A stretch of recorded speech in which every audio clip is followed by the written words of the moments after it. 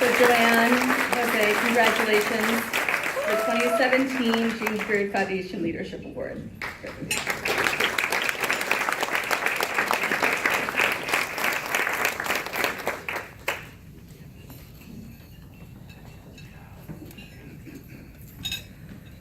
So thank you, Anna. I'm going to put this down. We are so honored that Anna, our friend and ally, presented this award to us tonight. I also want to thank my sister, Tina, for coming all the way from California out here to be here tonight. And also, really, in a lot of the pictures you saw of me in action, my sister was often there helping take care of my kids when they were babies. So thank you, my sister.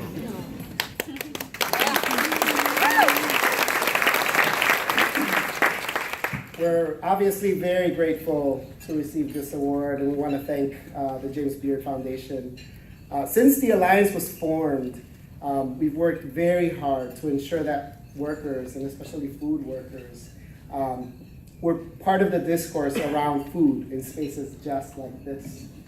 So it is both a humbling experience to be recognized and simultaneously assured that workers are being seen. It feels like we've arrived. Workers, especially immigrant workers, women, people of color, who make our food system run, cannot be ignored anymore. It goes without saying, but both Joanne and I, and I'll say it anyways, are not accepting this award for ourselves. Instead, this is for our member organizations. This is for the millions of food workers around the world, and that includes the hardworking women and men who put the food on your table tonight, and every night, for that matter. From farm workers to the kitchen and serving staff here tonight. This is for you. So we want to give a special applause to all the kitchen and servers here tonight. Thank you for your hard work.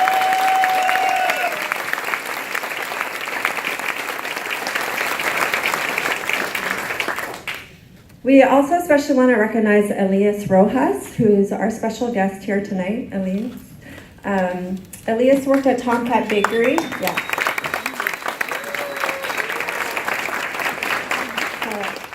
Elias worked at Tomcat Bakery in New York City for 12 years.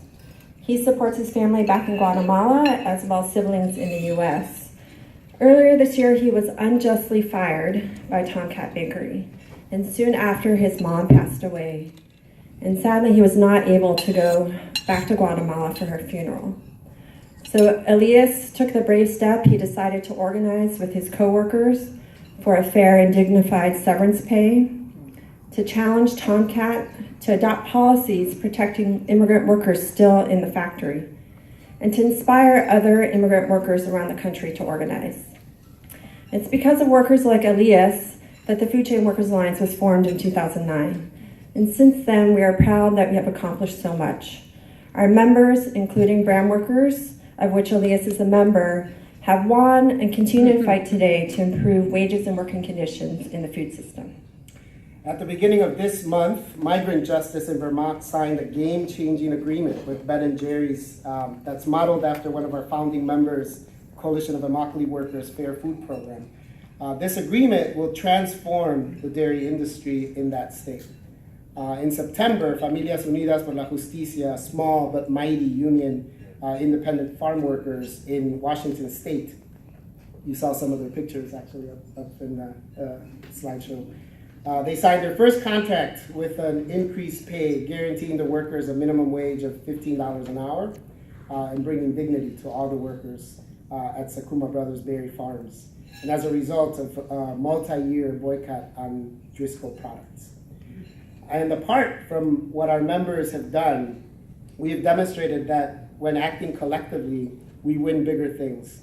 With the LA Food Policy Council, we helped to develop the Good Food Purchasing Program and win its adoption in that city in 2012. We have since supported our members and diverse coalitions in San Francisco, Oakland, and Chicago to join the program. And we have ongoing campaigns in New York, DC, Cincinnati, the Twin Cities, and the Bay Area. But we think perhaps our most impressive victory is that we have successfully changed the narrative around food. When we came on the scene, people were connecting the dots between food, the environment, and public health. but not enough people were drawing in the voices of food workers and putting workers into the heart of the conversation. Just 8 years after the founding of the Alliance, we can proudly say that no one can have a conversation about food and be taken seriously if they are not also addressing the issues of labor in the food system. We know that we're not solely responsible for that. It's a major shift in the story of food. And we know that our members and our allies and all of you in this room have played a significant role, and it would never have happened if it weren't for all of you.